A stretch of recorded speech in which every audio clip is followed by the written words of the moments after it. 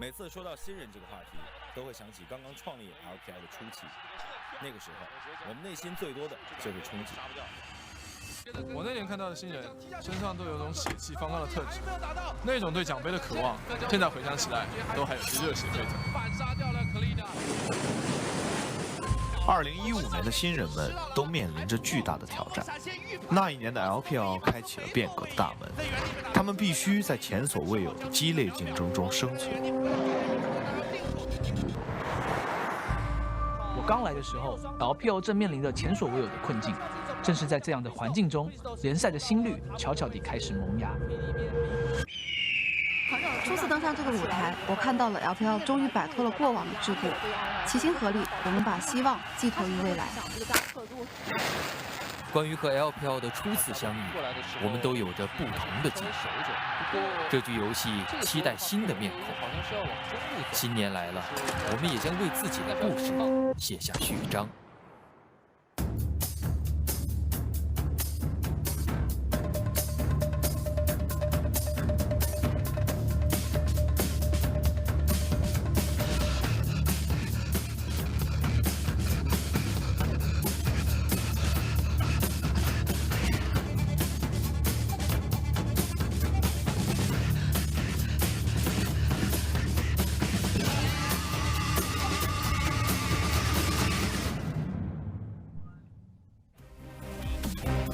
The last day of Week 4 of the LPL features two of the most anticipated matches in the cross-conference. IG and Snake have been terrorizing not only their own conference, but have also continued to do so during cross-conference play. These giants will face off against each other at Snake's home arena in Chongqing, and we're getting ready for that first match here today. That'll be followed by our match of the week, which is going to be RNG taking on Team WE later on. Two semi-finalists from Worlds, the top of the table. There are going to be some great matches here today. Hello everyone, I'm Matthew Stewart. Joining me is Indiana Frosco and Black.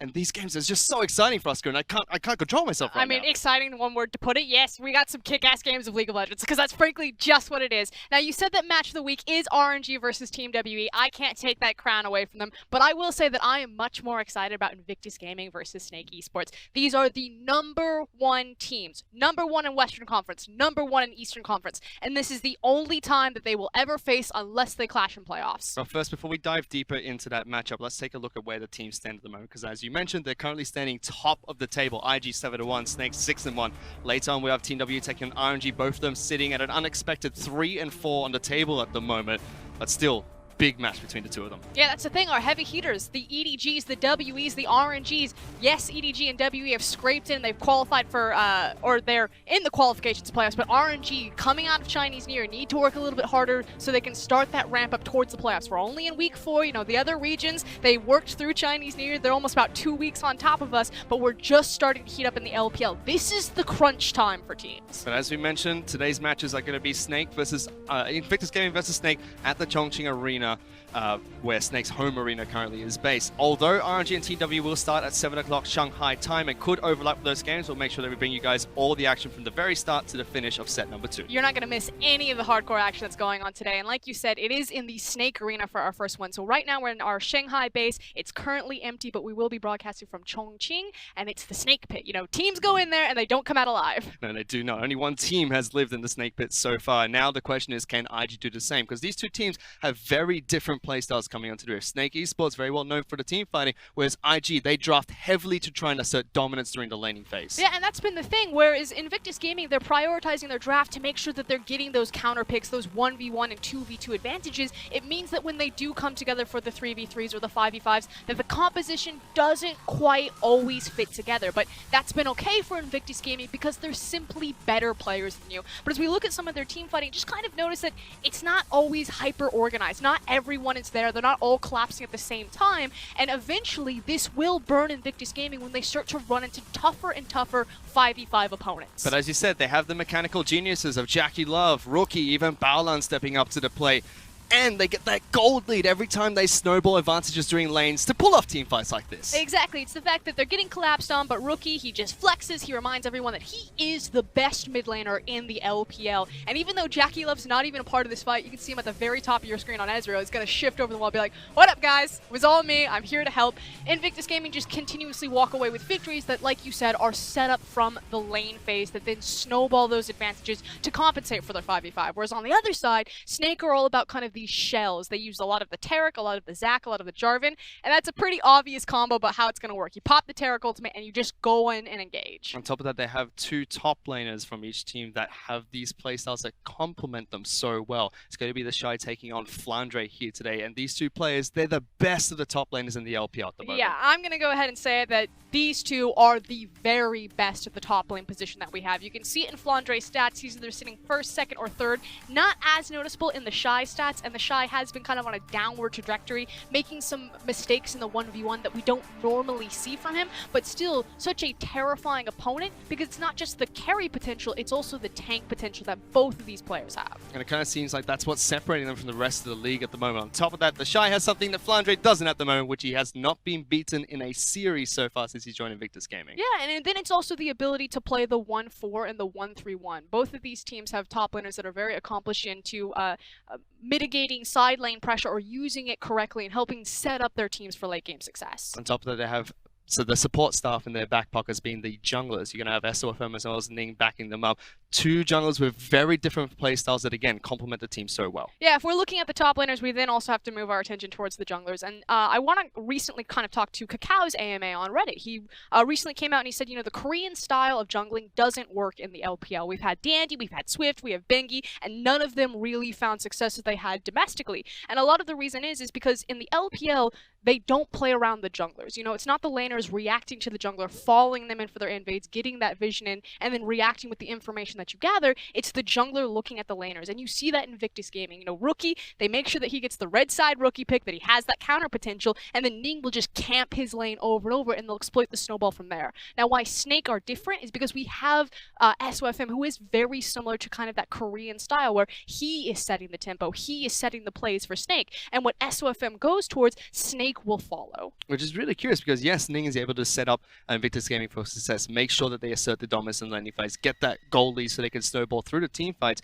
Whereas we've already said, it hasn't really worked out for the Korean junglers. I know SofM is not, he was from the Vietnamese Championship League and previously from the GPL as well, but he is playing that Korean jungle. Levi. The original Levi, the man brought up by Tinnikun himself, but he does play that very similar Korean jungle playstyle, and it seems to be working out for Snake, which it never has been for the LPL teams before. Yeah, the thing about Tinnikun is he raised both Levi and SofM. He had his start in Dota, and in Dota they have the mechanic where you're able to deny creeps. Now in League of Legends we don't have that mechanic. Gangplanks was removed a long time ago, except for the jungle. It's the one area where you can remove the enemy's creeps or deny some of the experience and play around it. So surprise, surprise, Tinnikun trained his junglers around this mentality, and one of the places that you should always look for SofM is how he's attacking the Krug camp, how he's attacking the Raptor camp, and what he does with the denial, and how Snake kind of build their game plans in the early game around that mechanic. Yeah, if you ever see Snake's jungler just waiting around an opposition's empty camp, don't fret. He's just waiting for it to respawn. He's got it timed. He knows every single jungle camp's timer by heart. And this is a big matchup for these 2 teams. Top of the table, the first cross-conference match where they go up against each other. They have not been defeated since their opening games in the LPL. This is their time to make a statement and kind of say who is the most on form at the moment. Yeah, and it's a, 6 series win streak for Snake, a 7 series win streak from Invictus Gaming. The last time these 2 teams actually lost, it was in week number 1. FPX for Snake, RNG for Invictus Gaming. So there will be a massive combo breaker tonight. And that's what's so exciting, because I really do feel like this is the one night in League of Legends. Like, you know, most of the time in the LPL, we get like one really good series, but you kind of have to go through, you know, some of the middle of the table pack before you get to it. Nah, tonight you literally get Team WE versus RNG, and then you get the top of the table, like cream of the cream, Snake versus IG. And how long has it been since we've gotten to say that about Snake? It's been quite some time to be able to see. No, I think it's been since we saw the lane swap meta, where Snake were really well known for being able to swap lanes or winning off that every single time they did a lane lane spot, but hasn't been the case since those patches came through. Yeah, and that's kind of the cool thing about Snake and why they've made their resurgence and are such a dominant team in 2018. It's their ability to 5v5. We talk about how the 5v5 could be a place that you could exploit someone like Invictus Gaming because they don't normally always draft for comprehensive 5v5. But Snake, with the addition of Guoguo in that mid lane, with SofM getting back on form and Flandre returning to that 2015 individual performance form, suddenly Snake are really good at team fighting. And it almost feels like this game is going to boil down to the very early stages of the game and almost boil down to being the onus on Invictus Gaming because they are the lane dominant team. They want to try and take it to Snake as early as possible, whereas Snake want to wait for those team fights. So could this be over as soon as it starts almost?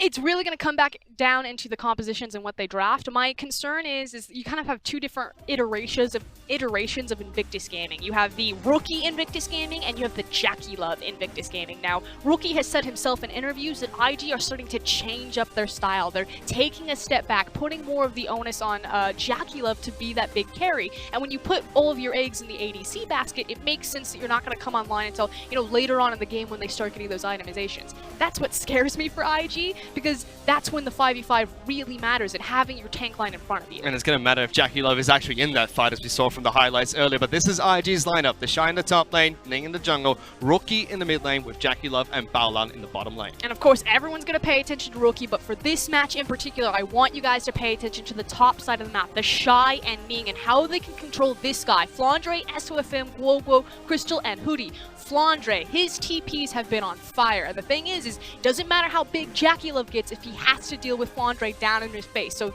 TheShy has to control this guy. On top of that, Crystal and Hudie, and they're no laughing matter either. They're going to be willing to try and take it to JackeyLove and Baolan in the bottom lane.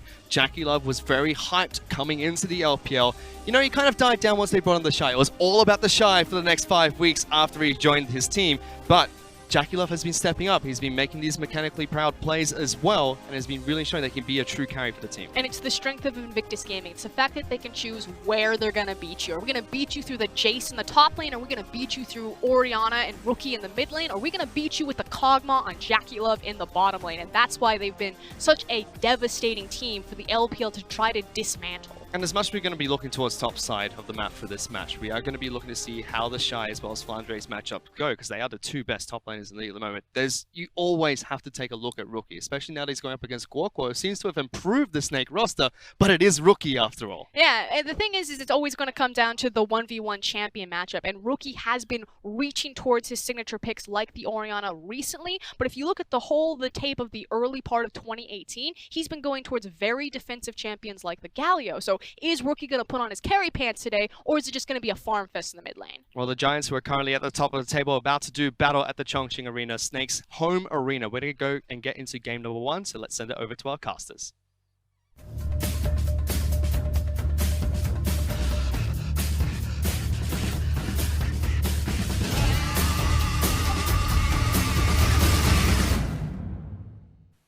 Thank you so much, Fish. My name is Pulse. I'm going to be joined by Rusty on this one. How are you doing today, Rusty? Fantastic. Excited to get into all of today's games, honestly. There isn't a particular one that's more exciting. It's all just fantastic. It's all just fun. I'm going to start this conversation off on where the analyst desk left off, so talking about this mid lane, because while it is topside focus, you can't ignore the mid lane. You've got Rookie at the end of the day in the mid lane. Yes, he's been playing more control mages, allowing topside and bottom side to shine. But he's facing down Guoguo, a person who's definitely turned up in this season. And that's the place you have to start, right? FLICKR mentioned on the analyst desk, Rookie has been playing Galio, he's been diversifying and changing his champion pool just a little bit more to suit the fact that IG have got a hyper carry down there in the bottom lane, but Guoguo's strength is diffusing other mid laners. He doesn't carry himself, he team fights, but he diffuses the lane, he prevents you from getting ahead, prevents you from carrying, and Rookie now has a choice as we get into the draft phase, Pulse. Does he pick something like the Galio, just say, well, you can diffuse me, I'll go elsewhere, or does he pick something like the Cassiopeia or the Syndra and go forwards? That is the question, because IG, every single series, they always ban out mid lane. So they've gone for Cassiopeia,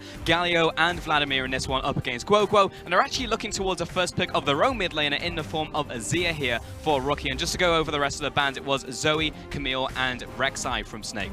Yeah, super high priority on that mid laner, taking it away from Guoguo, who is known for Orianna and Azir as two of his most played champions. So, of course, a high priority there for Rookie. But that is unusual, giving Rookie one of the first rotations for him specifically, whilst I appreciate they've taken it from Snake. Yeah, usually a little bit further down the pecking order. Rookie usually gets his pick, but it will be first pick this time around. Tahm, Kench, and Varus for the bottom lane for Crystal and Hudie right here. So Varus, of course, very, very strong. Also a combination that we saw JackeyLove and Baolan bring out the other day against OMG, and JackeyLove was absolutely insane on that pick. Had the Tahm, Kench just standing behind him, and as soon as he felt remotely pressured, Baolan would get him out of dodge. Yeah, and this is actually why I would bring up the Azir once again, because you look at the first and second picks here for Snake in their first rotation, and that's high priority bottom lane. That is probably the best in each role currently in support and AD carry that have been locked in here for Crystal and Hudie. And that is scary to go up against. Now IG do get the chance to counter pick, of course, but what is the counter to the best? It will be difficult, but at the same time, it looks like they're building a very beefy front line currently with the Sejuani, the Azir, even using the Emperor's Divide and the Braum. So I wonder what JackeyLove is going to bring out here in terms of major carries. This is, of course, the Draven matchup. I don't expect to see Draven today, but it's JackeyLove and Crystal. And of course, on the opposite side, Guoguo does get himself the Ryze as the third and final pick before the second ban phase. And Guoguo getting Ryze, he's had a pentakill on it. One of his best champions above and beyond alongside the Orianna and the Azir. I'd say that's close to the top 3, and he only really plays control mages. So he'll get the control mage style of matchup, but he also gets the matchup where a slight early advantage goes towards the Ryze over the Azir. Of course, Azir scales up super hard, as does Ryze, but early control still sits with Guoguo. That's definitely interesting as to why IG picked up the first pick Azir. You know, usually they would wait, they would give rookies something like an Orianna. It's still a control mage, but works well into the Ryze. We see this time and time again for the IG roster, but either way, that will be the matchup.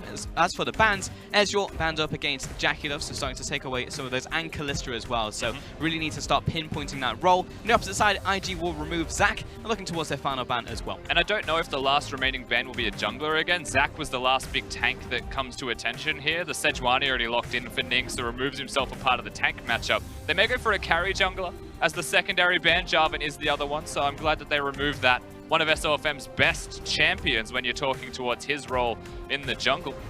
And it will actually be a last pick of the jungle here for Snake, so pretty rare. Very rare you actually see a last pick jungle for any team, but it will be top lane Flandre getting himself Gnar before we see what IG are going to be locking in for TheShy. And there is only one jungler left for SofM that he has played this split so far, and that is the Kha'Zix. So that's where your expectations will be. And perhaps IG, of course, knowing this fact, will pick compositions that deny the Kha'Zix from doing anything. They've just locked in an AD carry that will excel at exactly that. And their top laner can be a carry, can be a tank. He knows the matchup. If he wants to play carries, there are certain champions that do okay into the Gnar. The crazy one that always comes in my mind is just Yasuo, but there are meta versions of it, of course. I do actually expect a Gangplank, which has been locked in here for TheShy currently. And while a lot of players are saying that, you know, Gnar does well into Gangplank, which is true, the matchup is good, Gangplank always comes out ahead in terms of gold. So it's just like, what actually does it mean after 10 minutes, after 15 minutes, if you aren't able to punish the pick in the top lane? That's why we see so many Gangplanks currently being picked into the Gnar. That's going to be alongside the Xayah as well. Currently, 50% win rate there. JackeyLove looking to turn the tables on that stat. Yeah, super high priority on all of this. JackeyLove getting the Xayah, the Mystic special, of course. But we finished the team composition here for Snake as well on the flip side. They've got the champion we expected. The bug is locked in for SofM. And the place that we have to look first, Pulse, before we even get into full finished team compositions is that top lane matchup that you were mentioning. TheShy against Flandre, heavy-hitting top laners, playing heavy-hitting champions. May start slow, but how quickly that ramps up and how quickly that can impact the rest of the map is almost unparalleled through the rest of the champions that we've seen here. Top lane's the place to look. 100%. We'll be looking towards the junglers as well to try and get those lanes rolling. What can SofM do in terms of the jungle pathing? Can he shut down Ning? He has Kha'Zix versus Sejuani here, so Sejuani should be able to bear some of the brunt of the blow when it comes to at least early contests when you look towards those scuttle crabs. Yeah, certainly. Now, we do have a bit of different places of strength, you would say, between each composition. They all scale well. The late game, the mid game, it's all relatively there for them. Of course, the bottom lane is going to be carrying a large brunt of that mid game that they will be putting in work there with nice itemization from a Varus firstly, and then just nice champion choice here with the Xayah, with a Braum, of course, alongside that. So that's where things will hit the mid game. The early game, you're still looking at junglers though, and the initiation in the jungle is there for only one of these teams, and that's Ning. So he's perhaps the man that we are going to be looking towards as he fights SofM for his own Raptors. Yeah, he's always going to be in the enemy jungle looking for anything that he can, as we get to see the full rosters one more time. Of course, TheShy on the heavy hitter of Gangplank in that top lane. We've got Azir, just a really strong grouping as soon as these teams start grouping, for sure, especially for Invictus Gaming here. Yeah, definitely. IG with a super strong 5v5 style of composition. A lot of the importance does go towards the Sejuani and the Braum for engage, for initiation, and specifically for tankiness and crowd control. And I feel like if they ever fall behind, then it starts to be a bad omen for the entire team of Invictus Gaming. But if they get ahead, well, that whole composition is unstoppable at fighting you. That's the hope here for Invictus Gaming. Get out the laning phase, hopefully ahead. We can see the first dragon will be Ocean, and the crowd is going up, as it always does in the Snake Arena. It's always a packed house, as you can see over there. Oh my god, that is absurdly loud right now. IG even with a massive showing there in the venue in Chongqing. Full house you would have to expect, as we do get into that first game. We get to have a look at the keystones as well here, Pulse. Now you're a top laner, so nothing looks crazy in your lane.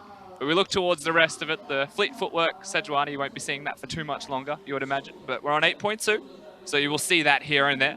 And only unsealed spellbooks for Snake this time around. A team that are, you would call them unsealed spellbook enthusiasts through and through, but only 2 to be seen. Yeah, only on the Tahm, Kench and Guoguo. In fact, you know, Tahm, Kench, we see actually a lot of the glacial augment from Tahm, Kenches nowadays. We see the approach velocity, I should say, and then you just kind of run them down and just be a massive pest in the Tahm, Kench. A lot of the Tahm, Kench keystones are based off your matchups, so if you're going glacial augment, it's because you need to catch somebody, and there's merit for it against a Braum and a Xayah, but you have a very hard time chasing them down anyway. I imagine you get a 10 to 20% speed boost running towards a Xayah, who is pretty much not going to matter anyway. She'll just use her feathers, press E, and you're not catching her regardless. Guardian's the other one if you want to protect your AD carry and stand next to them to deal damage. But he's gone towards the third option just to have more lane control, and that means the Tahm, Kench and Varus, they want to have lane pressure, they want to have kill pressure in the 2v2, and that Ignite, it can become a teleport, it can become a ghost or an exhaust as they see fit. Yeah, double fleet footwork on the AD carries as well, so we'll just be going for that one in this game. And SofM, we'll take a look at this early pathing, because as you said, our focus really should be on the junglers as we look towards this early game here. Where are they going to go? Where are they going to try and impact these lanes? Because if you look at IG stylistically, Invictus Gaming, they want to try and get out of the laning phase ahead. And that's one thing they had over OMG the other day, is that they could win their lanes, get to team fights. Well, we're ahead, so we win the team fights, we finish the game. But Snake is a team who's able to match them pound for pound in terms of player talent. And the stats look fantastic for both of these teams. You mentioned the player talent. You're seeing Ning and SofM now on the screen, and we just saw the team statistics as well. The first thing that you'll note is they're pretty much all first and second when it comes to early game leads, early game advantages. Snake are a better team fighting team, however, and Ning, IG, they want to make it work early. Yeah, Ning's already ganking the mid lane. Guoguo, where's the flash going to come out? There it is, at the perfect time, dodging out of the stun, but SofM, of course, he's on enemy Raptors, and he's going to jump in 1 versus 2 to get the poke down onto Rookie. Mid laners just get chunked out by junglers, as junglers do a hot swap between sides of the map, and Rookie is the one who is able to stay. Now the reason that he can stay is the wave is set up for IG already. He hasn't used summoner spells. Guoguo had to use both, and he also has to recall. Yes, he gets a tier. You would say barely he's able to pick that tier up. Unfortunately for him, of course, he had the refillable potion, or he'd have a tier and no pots. Yeah, that of course is the knock-on effect, because that extra wave now going over to Rookie. He gets to go back to base, look for a better timing on his first buy. Yeah, may get just a control ward with it, you know, is the major advantage, and that is what you'll see. And then you can see junglers benefiting off of that. So finally we see the recall from SofM as well. And it's also almost an expectation that he will be ganking from your jungle. No matter pretty much who your jungler is, he's always going to be looking for the invade, looking for the deny. That's what the Anastask was talking about. And of course, to come back to those stats as well towards the points of early game, IG are the statistically best early game team at 15 minutes for gold difference. #1 in the entire league. Snake are in the top 3 as well. But IG in this game, in this set against Snake, need to still have that #1 rating. They still need to get those ganks off, get those leads going, and find themselves with a gold lead. Or they may just get out team fought by Snake, who have shown supreme skills when it comes to that. Oh yeah, exactly. Team fighting specifically has just been incredibly strong for Snake so far in the split. And you know, Invictus Gaming, that's been their strength. From like 15 to 20 minutes, you never see a team outplay them during that time. Whether it's macro or it's micro, it seems like Invictus Gaming have that part of the game down pat. So Snake will have to try and play around that, but for now, if we take a look at the lanes, top lane gradually getting ahead with this Gnar pick is what you like to see in terms of CS, but junglers not getting involved up there just yet. It's not something you can really touch for a while. Of course, Gnar will be pushing in the lane every single time he tries to harass. Throughout the boomerang, you'll be hitting minions just as much. And it's on Gangplank to last hit with Q, not need to use the kegs unless you're harassing Gnar at the exact same time. And that is usually a major proponent to what equalizes all of the trades up there in the top lane. In saying that, he's also gone towards the Targons or the Relic Shield, knows that he's going to lose lane, is happy to sack that even further and just continue to scale up. Yeah, Ning is very much located SofM in his jungle, just being very greedy, trying to take away this ward on top of the Scryer's Bloom, and we're taking the Blast Cone to safety as well, so constantly looking to get these takeaways from Ning, but Ning is starting to match him as well. As it's pretty much the only camp on the map right now was the Grump, and SofM is invading yet again. And Gnar still playing it very well in the top lane. SofM playing it smartly towards Gnar, who constantly has the push. But you're looking at the mid lane right now. Rookie, he has control of mid. Guoguo has to switch to teleport to keep lane tempo. It means that SofM can't actually continue to fight for the Grump, can't fight for that side of the map anymore. He had a small window of opportunity. The window has closed. Yeah. What he can do is pressure mid lane after that. It's like, well, you're going to stop me from invading, so at least I'll move over towards the mid lane, take the path now into the bottom side of the jungle, and actually just continue, because now Guoguo is teleporting back into that lane. As you said, the tempo's back, so now he can use another lane to help him invade here. He's now level 5, but the flash has come out from both junglers. Rookie's coming in right now, has the level 5, doesn't have the Emperor's Divide, and he's low mana as well on top of that, but does manage to get the slow down. SofM in a whole world of trouble, and the Gangplank ultimate at the perfect time rains down hell and picks up first blood. And you'd think that Rookie with super low mana and Ning with no flash, no real chase, but he just hits the edge of the Q. He's able to slow him down just enough as well. And on top of that, TheShy has the Gangplank ultimate. They get the kill that they're after.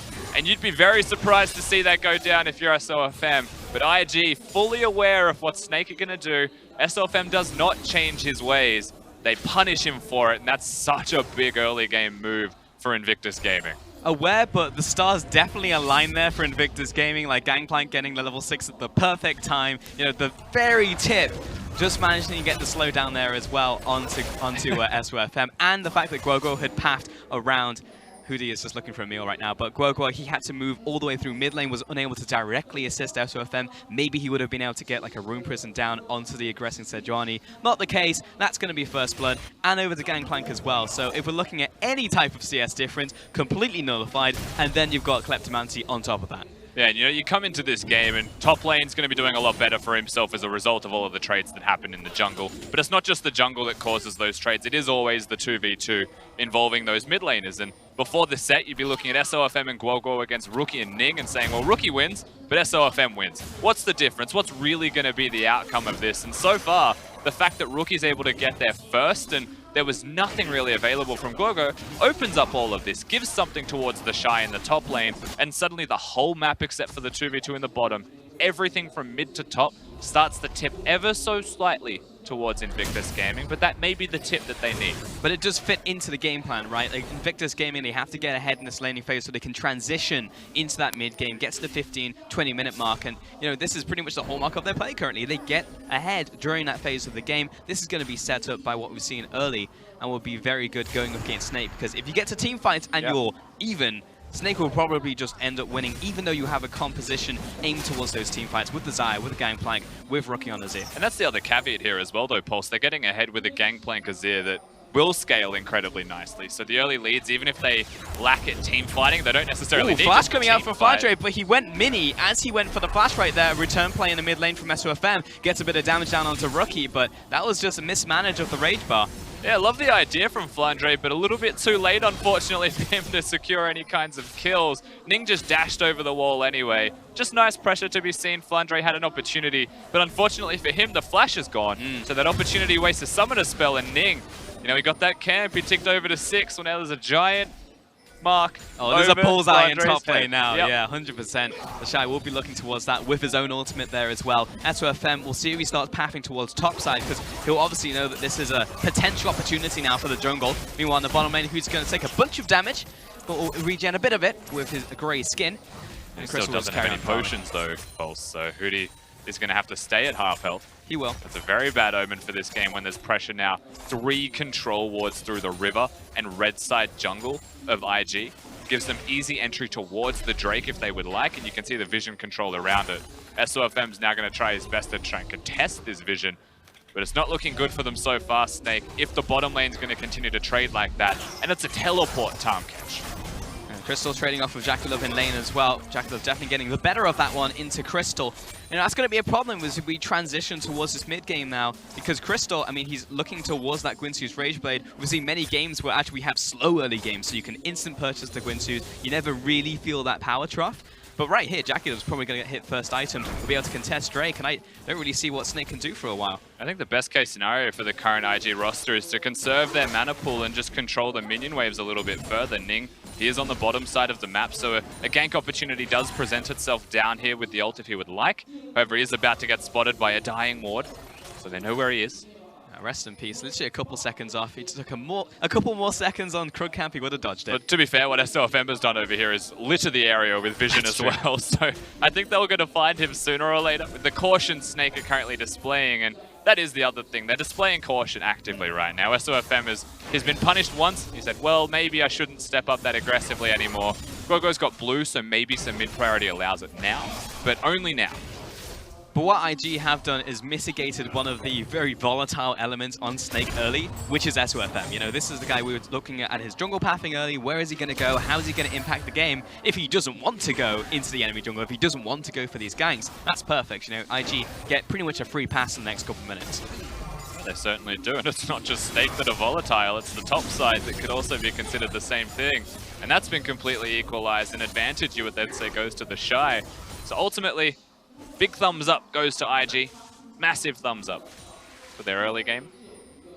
Yeah, now looking towards Snake and how they can bounce back, because Varus, very good in this role. You're saying in Champion Select, like this bottom lane is pretty much the best two picks currently in their respective roles. You know, Flandre has a chance to make big plays. Like Snake, they are looking towards team fights at the end of the day. They'll just be on the back foot. Yeah, and Crystal doesn't actually play Varus all that often. It's not his highest priority champion. And there was already a Xayah on the other side, so the tides have turned here for the AD carries that they are choosing towards Crystal. You'd say almost taking it away from JackeyLove. It is his most played champion as well there on the Varus. But it's about the priority of the champion. Not only is it the best in role, you look at what it can do, and it's probably the most diverse champion down there. Deals an exceptional amount of damage and has the ultimate to initiate for team compositions, which can diversify your whole comp. As of course SofM pushes Ning away. Yeah, it means Guoguo getting the pressure in mid lane there, even in that 1 versus 2, managed to burn Rookie's cleanse right there. He pushes in, pressure goes over to SofM, and he's like, ah, perfect. Now I can be aggressive again. Goes into the enemy jungle, takes away red, takes away the Raptors. The advantage that a blue buff timing can of course provide. Rookie had his a minute earlier, Guoguo gets it a minute later, and suddenly there's a tempo and a bit of control through that lane. SofM finds the window of opportunity, and if that is the game plan, you know, you start on a different side of the map, you go and invade your opponents, and you know that the timing is different on each blue spawn by a set amount of time. Well, then you can use that as a window to play defensive, then offensive, and just ebb and flow as the game presents. When do you expect to see the first fight, Mr. Rusty? Because, you know, we have Snake, we have IG. Snake definitely want to look for fights, but the control seems to be going over to IG. As I say that, I look towards the ward right now, and it's completely littered by Snake. Yeah, and around the Drake belongs to Snake. The Rift Herald isn't a super high priority at just 13 minutes in. It's usually taken as a more free objective. So when will they fight? Well, they could use TheShy at any time they want at the moment. He's level 10, so second point in the keg. Junglers. Yeah, SofM has definitely found Ning. The one time he looks for an invade, he's going to be spotted out. We just get the smite down, gets a bit of health back, and SofM will chase him after. Finishes him off with a quick Q there. And that will be a kill back towards Snake. Yeah, Flashes gets the isolated Q. SofM will lock that down. And you mentioned it, Ning, the one time he goes forwards. We're also looking at an IG member in the crowd here. That's Kid, right? Yep, that's Kid. Yeah, Kid's just hanging out. Now everyone knows, uh-oh. It's not someone you should show on the camera. Yeah, he's watching. He's looking at Ning right now. He's just like, I will return. This is my time. I've done that once as well, he says to Ning. Don't worry. Of course, he was a jungler at one stage, the former AD carry of IG. But alas, SofM gets that first pick, now moves towards the major objective, and this is what's able to come as a result of the pick that went through the jungle. Ning, one time. He steps up one time, and that's what happens. We get to see it again. And he actually just noticed for a long time because of the stealth that SofM gets from walking into the brush, so as soon as he sees him, it's already too late. That's what, like 2 seconds, 3 seconds, where the mid laner of Snake, Guoguo, is able to rotate as well, so he gets there significantly sooner. Rookie with no idea as well of where the jungler of Snake is means he'll be a little bit late. We saw that actually pay off very well for Snake. Wrong place, wrong time for Ning, and that pretty much flips the balance in terms of pressure, because you were looking towards IG, we saw the vision that they had over Dragon, they were securing the area, but that one pick turns into a lot. However, SofM's here. we're going back to the Raptors as we're SofM. Now he's getting caught out, he stealths up, picks the right direction, walks towards the mid lane. Bit of a 50-50, 2 entrances to take. He takes the least likely route, though, of course, perhaps the least safe, as it's near the outer turret of Invictus Gaming in the mid lane. But that's exactly what he needs to do to survive, so gets to walk away relatively unscathed. But Guoguo, that's a bit of a mind game, but Guoguo, he has the back. Oh, where did Rookie's health go? 100 to 0 in a split second. Good ultimate out from Gangplank, but barely out of tower range, so Guoguo will escape with his life. that was super close to the tower range and may have been a return kill. TheShy also coming towards the mid lane right now to stop the turret from going down, perhaps push away Guoguo as well. But he will lose damage onto that top lane turret. Of course, the timing decent from TheShy to save a bit of damage. But Rookie goes down, and you're right, pretty much one hit by SofM. Like, holy moly. That's gotta be isolation damage. It looked like he was close enough to his ally, but I guess not, because all his health disappeared. It's also a combination of item choices. SofM's gone towards Completed Warrior, has another Caulfield and a longsword there. But Rookie's first item is the Nash's 2. So yeah, very fragile mid laner to be seen from Invictus Gaming against high damage prioritized, as you'd expect from a True enough. But as you said, in the end, it was the one kill, and it seemed to be mostly nullified in terms of pressure because TheShy was able to rotate towards the mid lane. Didn't even burn TP on that, he just walked down. So he's going to be able to go back to the top lane. Not a bunch of damage on the tower either for Flandre. He gets a little bit, but it's not going to knock it down just yet at 16 minutes. The Gangplank way, of course, with the completed Trinity Force, he can clear the back line with one keg now. So he does get a bit more lane priority, especially when Gnar is in mega form. You can use the double kegs, have extra range than the Gnar without him jumping in, and clear the entire wave in the process of harassing him. So ultimately, TheShy gets that control back in the wave as the 1v1 does start to pan out. Bot lane's been a bit of a farming frenzy. I think the AD carry has it back for a long time, both of them sitting on 1,500 gold each. But that means that Guinsoo's pretty much free patch. You know, the comment I made earlier, like Crystal, did actually manage to get over that hump. We didn't really see a contest over Dragon because of how that play went earlier. You know, SofM and the team pretty much just be able to take Dragon for free. So Crystal, he's not going to be too worried now. The rest of the game is mostly free sailing. Yeah, absolutely. So item spikes in pretty much every respective role on the side of Snake. Looking at the other side, there are item spikes there as well relative to their champions. Nothing really to be seen in terms of game-changing item spikes. However, the Abyssal Mask is something that'll stop you from dying for Guoguo in the mid lane to Rookie's damage. Rookie then perhaps looking for 1.5, 2 items to be just that little bit more relevant. The other thing that is nice to have, though, is the Zeal on top of the Essence Reaver for JackeyLove. And you'd say that he's feeling very strong currently, as he's running around trying to find people to perhaps pick off with a Braum. Yeah, so far, no towers being down, and Drake is at least 3 minutes away. However, SofM is looking for the gank into the bottom side. Just get tagged by the Winter's Bite. You got Hudie and Crystal also coming down for the play, so that was the idea from Snake, though JackeyLove does a lot of damage. Yeah. Hudie and Crystal, they tried their best to get the Tahm catch ulti, and I don't think that was ever really going to result in a kill if Baolan was nearby, but they took the gambit. They said perhaps JackeyLove is by himself. The young AD carry oversteps. That was a Sejuani ultimate that completely missed. Well, SofM is just prodding, he's poking, he's trying to burn any summons where he can, kind of open something up. You know, that's what we wanted to see from Snake and SofM earlier onto the game. First off, it bites them, then comes back. Whoa. Meanwhile, in the bottom lane, JackeyLove needs to back away from this one. Here comes the Ryze. Braum Warp coming into this play. JackeyLove, unfortunately, he's right in the middle of 3 players, trying to get more onto this Baolan kill. As JackeyLove, turns it around onto Crystal, not quite enough damage. No, the tower was hitting Hudie, but SofM's here. He's looking for Baolan. They still want to keep fighting, I believe, Pulse. Oh, he's looking for cleanup, but Ning does cover his escape back to the tower. But pushing him away means the turret, however. They are going to keep going and pressuring them off the structure. Rookie didn't even rotate at all. Tower open now, and Baolan Ning stepping up to this one, almost saying there's someone with us, because there is. TheShy teleporting into the bait. He's a couple seconds ahead of Flandre right here. He's going to do a bunch of damage to Hudie, but doesn't instant nuke him. Ning does get the stun down, tries to walk after, but he's managed to get out of that one, and TheShy is dead. Crystal 3 firing onto him right now. Flandre flashing forwards. He's almost gone mega. Baolan low, and SofM, he's looking for the assassinate and will find it. Down goes Sejuani as well, and Rookie, he turns up late, and he has to back away from the tower. Rookie just has to use the ultimate to separate them so he can dash to safety. No use in that fight. Snake just completely walk over Invictus Gaming. Teleports come in. They thought there was some kind of a counterplay. They saw an opening. They saw an opportunity. but that opportunity wasn't really there in the first place. Snake were far too prepared, and how quickly they are reacting, how quickly they are rotating to IG's advances. They look super clean, Snake. A series of unfortunate events, because that's a kill onto JackeyLove, into 3 more kills, into a tower kill for Snake. That's blown the game wide open right here, from a gold deficit to a gold lead. As here comes the engage onto Rookie. He'll flash away and also cleanses. He doesn't have the Emperor's Divide, but he does have the Shifting Sands to escape from the 3-man collapse in from Snake. Saved by the 5-odd seconds left of Crystal's ultimate not being available. If that was there, the cleanse wouldn't have done anything. We see the teleport to the bottom lane, the second part of this fight. It looks okay for TheShy at first. You actually feel like he's doing a decent amount of work. Then you realize that Crystal, with the Quintu's Rage Blade, has already got that prop going, doubled his damage. And good night, Gangplank. Rookie was also unable to do any damage, as SofM is being a right nuisance to everybody. TheShy definitely had the right idea. Kill the Tahm Kench and kill everybody else, but the Tahm Kench didn't die, and that was the problem. And then he was kind of left in the middle of multiple Snake members. So that will turn into a second dragon now for Snake, as they control the bottom side and the top side of the map. The river is essentially Snakes in this game, and that will be a mountain dragon. Next one going to be another ocean. And the lane assignments are completely directed towards that Baron, so yes, they are set up to succeed. The division needs to be there first. They've got preliminary wards down towards the Baron, but you can also see IG's wards littered throughout the area. So ultimately, they've got control. They've set up their lane assignments. They're ready to try and make some plays. Baron would be very risky, however, when the outer turrets are still standing.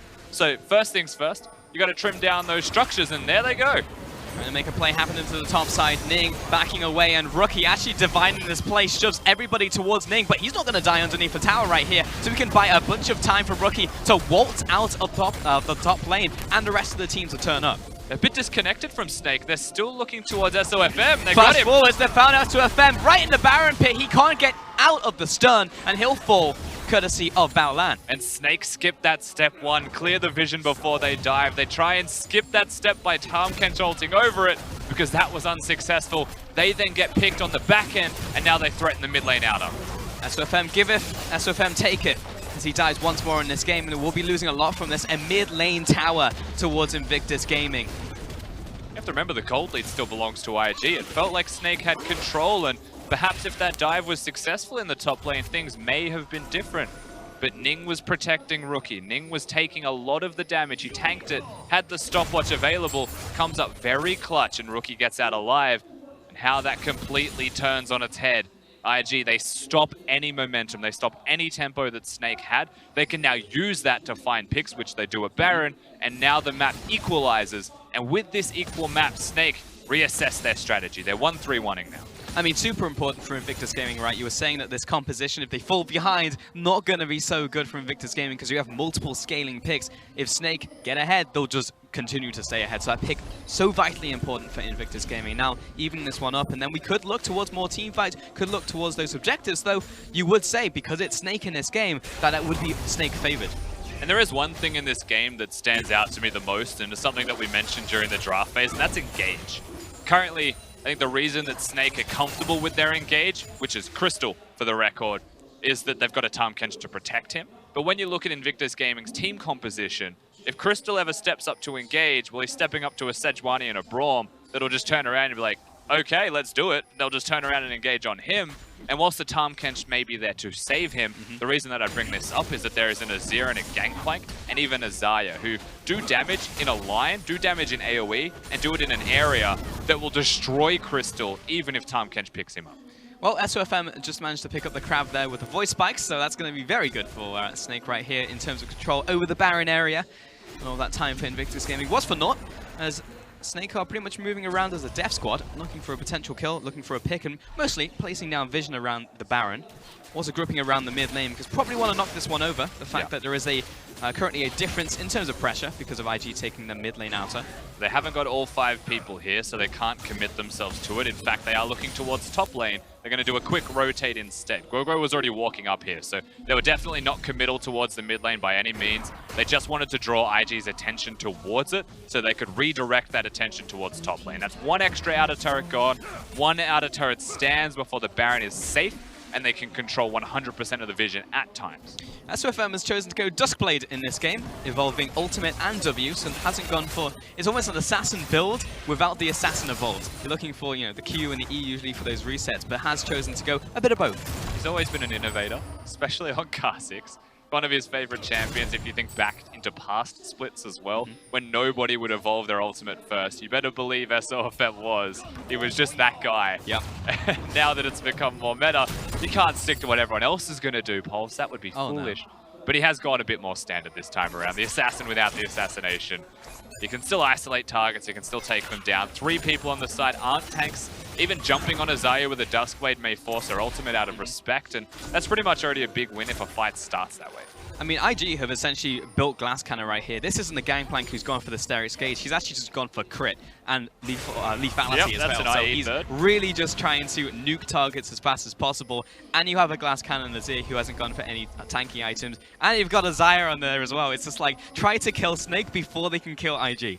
Yeah, Azir's itemization has no Liandry's, no Ryze, of course, nothing that has any kind of resistances or health in it. We've seen Abyssal Mask Azir's as well into magic damage lanes. But the Void Staff rushed once again, knowing that there'll be a Wit Send on the Varuses, an Abyssal Mask on the Ryze, and he has to kill carries. That's Ryze's job. Azir's job in these team compositions and team fights.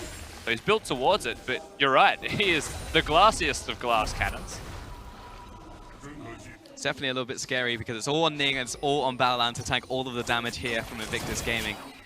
I think SofM's always looking at those flanks. I'd say most of it's actually just about outranging their opponents. Like, you know, Azir can outrange a Ryze, and Varus is a low-range AD carry that, of course, Azir can outrange. Xayah can use the ultimate to disengage, and she'll mostly be killing Gnar regardless, but Gangplank Kench as well. They also outrange the auto-attack range of their respective opponents, and I think that's how they're going to play this one out. A little bit slower if a team fight happens, more so about kiting and having Snake come to them. Fair, but how do you feel when you're facing down Snake who have a bunch of engage and ways to close that gap? You have Abyssal Void, you've got the Realm Warp, and you've got Flandre looking for a flank who can slam all of those squishy carries against the wall. Like, the amount of ways that Snake have to disrupt this, it's just like, you've got to play it perfect from IG. Or you can look for a pick in the jungle right here. It's Guoguo trying to cut away right now. That's the lockdown, but in comes Hudie and Flandre to the play. Meanwhile, they're moving on to Crystal. He's already down. Baolan miraculously manages to survive, and TheShy is trading off right here, 1 versus 3, but he's able to do it. He's got the damage because Rookie's turned up as well, and Ning, he's able to come in and close the noose. 1, 2, 3 kills in the end for Invictus Gaming. Guoguo out of position suddenly means that 3 different members of Snake go down. They collapse in 2 different areas, and the team fight is not a team fight. It's 2 separate skirmishes, and suddenly IG, winning in both areas, runs straight towards the Baron. And it was pretty much Snake just walking in like lemmings because Guoguo was caught, so it's like, okay, well, I'll try and help, and then one by one they walk in. So now it's down to SofM to try and find a solo steal. However, he is in Fog of War. He sat on top of a control ward. This is a chance for SofM to do this, as Guoguo is also dead. Is it a diversionary tactic? We'll see. In he goes, but it's not going to happen. Good secure from Ning, and that's overall 5 kills on a Baron for IG. So well done to secure that Baron for Ning in the Smite War against SofM on the Kha'Zix. Of course, we'll see the fight again. This all starts with Guoguo out of position, and you're looking at the fight of blue buff. But most importantly, to the left of the blue buff, Crystal is dead before he even knows what hit him. And then TheShy comes in. The Cavalry's here alongside Rookie, who somehow made that look more stylish than you would imagine possible because of the explosive plan, knocking him away as he altered them. That was pretty baller. Interactions are fantastic at times. Of course, he cancelled them, exploding the safety. And everybody died from Snake. That was huge for Invictus Gaming. And now look at the gold. 6,000 gold ahead because of that sequence of plays. And now they have complete pressure on the map. They're looking towards the Dragon, but they can start pushing pretty much any of these lanes that they want right now. And that's even accelerated these item builds. You look towards Gangplank. We were just talking about him being on 3 items. He's just picked up a Phantom Dancer, and he has a BF sword off of that play. He has 3 duelist items completed. Infinity Edge is the Gangplank, but Trinity Force, Ghost Blade, and Phantom Dancer specifically, very good in 1v1s. He'll be using those to take on presumably what will be the mini Gnar at any moment. If a keg ever connects, that's probably half of his health. unless he's gone towards resistances. Not all Gnars do. I'd expect that Flandre, given the state of this game, may well have. He has 16,000 gold, Rusty. That is absurd following that fight. Mid lane's going to be pushed in. The Gangplank, they're going to turn this one into a 1-4 because of the item adaptation here. Incredibly smart from TheShy and Invictus Gaming, but they are taking everything away. This is going to be one of the biggest Baron power plays, as Rookie has just killed Guoguo off screen. He's just dead. 50 seconds on him, and now mid lane gets pushed in. There's one soul minion. SofM has actually clipped the entire wave behind them, but they're tanky enough to secure the structure anyway. So now SofM is just out of position. They can't defend this inhib. They can't stop the push from IG. And just like that, inhib number 1 falls, and you know they're going towards the second, because Guoguo, that's 2 times in a row now. He has found himself completely out of position and dies. Completely out of position, as you said. SofM, there's no wave to cut, and this time TheShy, he's wise to the tactics of SofM. 5 levels between them. TheShy is level 18, mental. The first on the map. And level 13 Kha'Zix just feels like an actual insect next to him. Yep. This is honestly disgusting. Another inhibitor tower fall right here, and the inhibitor on top of this. 2 inhibitors from this Baron. And we're upping 11,000 gold advantage for Invictus Gaming. This is ballooned ridiculously. Funnily enough, of course, half of that is actually on TheShy as the gold lead continues to grow. We see how he's caught out of position. He was not exactly in a safe space, and it got worse as Snake of just... Wow, they're just pushing aggressively. I'm not sure why. Yeah, it looked like SofM was trying to stop the recalls. I was a little bit scared going into that replay because I saw SofM looking for a play, and it's like, he's going to stop some recalls. But everyone from IG were able to make it out of that one, so they didn't even lose anything. Next round's going to be Infernal, but honestly, this should be a little bit longer on this Baron buff if they want to set up top lane, which looks to be what Invictus Gaming are doing. SofM in a losing game is still one of my favorite players to watch in League of Legends, because he's basically the Grinch who stole Christmas. He just doesn't want fun to exist. What's that? You're pushing mid lane, cutting the wave every single time. Without fail, I'm at Raptors already for no reason. There's a wave near me, then you want to push with that. Nope. It's not gonna happen. You want a recall? Not gonna happen. But it's every single time. I never see any other jungler do this. It's always SofM. Occasionally, other players will do it. You know, we saw the Camille yesterday cutting off waves, but it's consistent. It's every single time. Well, you know why people don't do it? It's because the enemy team has a Sejuani Braum that will just dive you if you're not there. Yeah, they'll kill someone else who isn't you. That's the problem. Guoguo getting chunked once again by these barrels out from TheShy. Another tower just instantly crumbles. SofM, hey, he's back. He's behind Invictus Gaming, but they already have a minion wave. They've already cracked the tower. They got the objective, and now they can move forwards into Snake. Hudie's going to get the save off onto Gnar, but he has to go back to base right here. Crystal, he's locked down. That's huge damage onto Rookie. He was caught as he was trying to retreat. This is going to be a Sejuani kill as well, and now this is going quite bad. The mechanics out from JackeyLove, dodges out of the Gnar, and now he turns it around. He flashes over the wall, but here he is. The Grinch himself finishes off JackeyLove.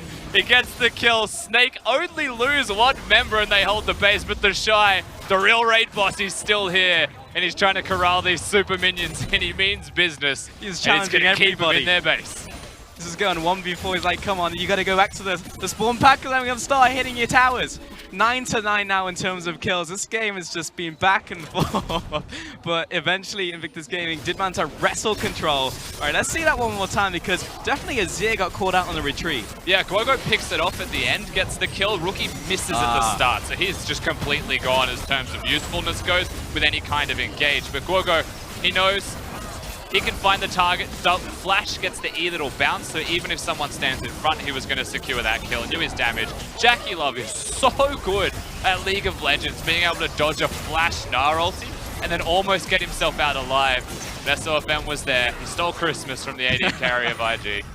That was wonderful. SofM nowhere to be seen for the entire fight. TheShy goes investigating, and then out of the brush, in he comes to assassinate JackeyLove. So he gets it in the end. Always a way to justify the play. And now Snake still in their base, still trying to defend, because after all of that, we have to acknowledge the fact that 3 inhibitors went down, so Invictus Gaming very much on the offensive. So they'll be trying to push now into these Nexus turrets themselves, and they have multiple ways to poke people down. If one Gangplank barrel hits someone like SofM, he goes pop. Now we do have very good wave clear from Snake. You've got a Ryze who's level 17 with a bunch of items completed. You've got a Hurricane on your Varus as well as just a Gnar, so in terms of top laners that can clear waves, still very good at it. But all it takes to tip this game over is 1 keg. A single keg connects and crits, and if it hits a carry, the game is just over. Flandre, he's getting Chuck. Crystal is almost dead already. He doesn't have flash, he doesn't have heal. And Flandre, he's literally trying to throw boulders. SofM, of course he's behind IG, but now he's getting attacked by Rookie. Meanwhile, that's TheShy moving forward, almost to the spawn pad itself, and he just dies at the foot of it. Yeah, Gnar can use the ultimate safely to clear minions, save the last turret, TheShy. He had flash available, but he was rooted down by Ryze, and then just gets demolished. This is, fortunately, I would say, for IG, the Baron isn't up, the Drake isn't up, but it is up soon, and you better believe someone's stalking around the corner. He's on all fours. So I think SofM, he actually splinter celled his way all the way over here because IG didn't. Now he's been spotted, but he actually managed to get through all of those walls from IG before. But IG don't need to start the Baron. They don't have a top laner. He has teleport. You wait 20 seconds before you start it. And meanwhile, the base of Snake with one turret remaining. It's gonna go. Oh, Guoguo stepping forward into a death rush. Hudie will get the save right here. Comes in with a flash. Baolan will start backing away, and Hudie, or rather Flandre, he's looking to try and get this rage power up, but he's still in mini. He's been exhausted. Meanwhile, SofM is trying to kite around. TheShy. But where's Guoguo? He's gone back to base now. In comes the teleport. He finds Flandre, gets the slow down as well. That's a big barrel. Rookie will secure the kill. And the pick has been found, and that signals Baron. And I really don't know what Flandre was trying to achieve there. Runs in mini form, but just runs past all of IG. SofM wants it. Here we go. Moves in. 8 health remaining on the Baron. That will go over to Azir. He was a fraction off getting the steal, but SofM not in the end. The desperation attempts from Snake are admirable, if nothing else, but now there's 2 of them dead. And IG can probably just waltz on in with a single minion wave. They don't even need to clear all 3 inhibs if they don't want to. Run it down mid, use the Baron-empowered minions, and just straight away hit those structures. Force Snake to stand and fight or the game is over. And the Gangplank ultimate used to zone everybody away. Guoguo, he's back to full health, and he can use the shortest range round whoop of all time to get back to the spawn pad. But Invictus Gaming have managed to wrestle back control over Snake, who managed to make so many good plays in the early game, but we're now turning onto their Nexus, and we'll take game 1. And it started strong for IG and bounced back towards Snake with a very strong counterplay. But then it came back the other direction. And a lot of this game was whoever invades first seems to lose the deal. And ultimately, Snake were the ones who went too far. They pushed too hard and they didn't have enough. And they are made to pay for it. IG starts snowballing. The team composition that snowballs is very dangerous. And TheShy got rolling and you were never stopping him.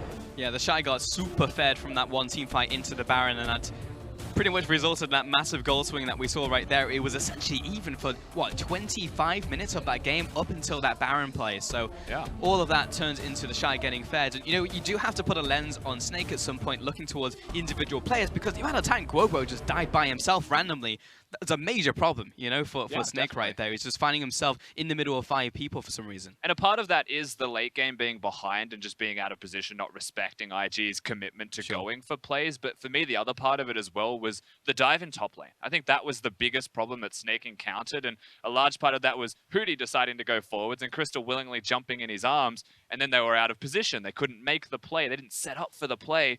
IG countered. Then they get map control. They get momentum. Game went back the other direction. Yeah, it really just swung because it was back and forth at the start, but, you know, Snake just lost all control over that game. To see how it happened, though, we are going to send it over to the analyst desk to take a look. Thank you, gentlemen. They're absolutely right. It did start from the start of the match where we saw SofM being very aggressive, trying to invade against Ning. You know, he got shut down once, but he still was able to get some leads for Snake in that game. Classic SofM. He's one of my favorite junglers. So I'm like, yeah, this guy loves Raptor Camp. And then that's exactly what he did. And he just raked Ning over the coals. He had a level experience for, what, 17 minutes of that game. He was constantly ahead, setting the tempo and pace. And yeah, there was that trap where Rookie and Ning did catch SofM overextending, but that was simply because Guoguo was out of position. It wasn't a 2v2, it was a 2v1.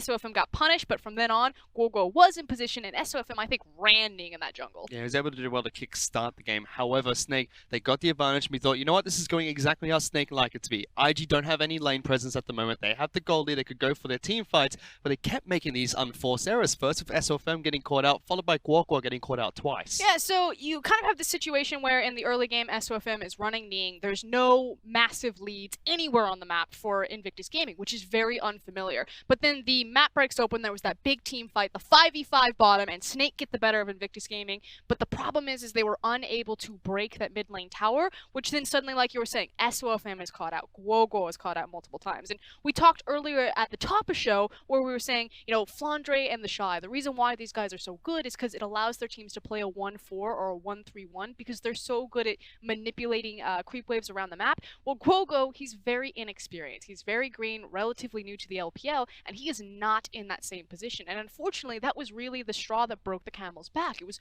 Guoguo getting caught out multiple times, and then IG, they didn't even have to 5v5. They just took the Baron and got a 10k gold lead. They then tried to 5v5 at 32 minutes and lose. On top of that, we had that fight around a dragon, which we were kind of touching on there, which wasn't really a team fight for Snake there. Would have looked good if they all grouped up, but they were fighting on two different fronts, and you'd have to think IG, that's where they strive when they have those small skirmishes.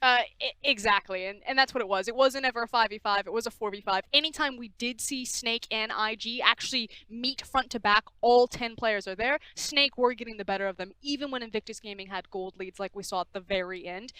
But otherwise, it was simply wrong time, wrong place for the inexperienced and newest members of Snake. And touching on that very quickly, at the end of the game, we saw IG go for that fight in the base, where Snake were able to pick up way too many kills than they should have been able to. However, throughout the match, when IG were able to find those fights, they had that gold lead, they had what they were comfortable in being able to do. So it went exactly as you'd think these two teams would want to play the game. Yeah, and I will give credit to Invictus Gaming that their macro decision making, they recognized that their mid lane tower was up. They were constantly bouncing the waves between TheShy and Rookie, and that was why TheShy was able to grab so much experience, have such a massive level advantage, as well as then getting extremely fed in that dragon fight. So they did a great job with catching what Snake were trying to put up when they went to 1-3-1, and then it was just a matter of, you know, opening up the bear trap and waiting for Snake to step on it. And unfortunately, at the end of that match as well, for Snake, that is, IG were able to get a massive Gangplank on the field. It was TheShy that picked up MVP as well in that game. You know, he didn't even look like he was out during the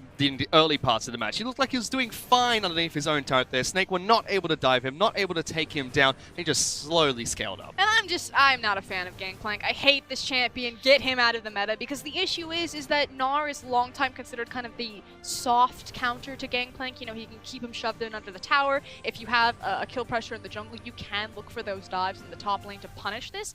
But so many players are saying now that they've played the Gnar Gangplank matchup enough that there isn't enough punishment there. The fact is he's going to take Klepto, he's going to get shoved under the tower, but he's going to end up with far more gold than you do. And so about 20 minutes in this game, you know, TheShy is sitting on 3 completed items: Ghostblade, Infinity Edge, and Trinity Force, and Gnar, who has more CS, is sitting on 2.5 items.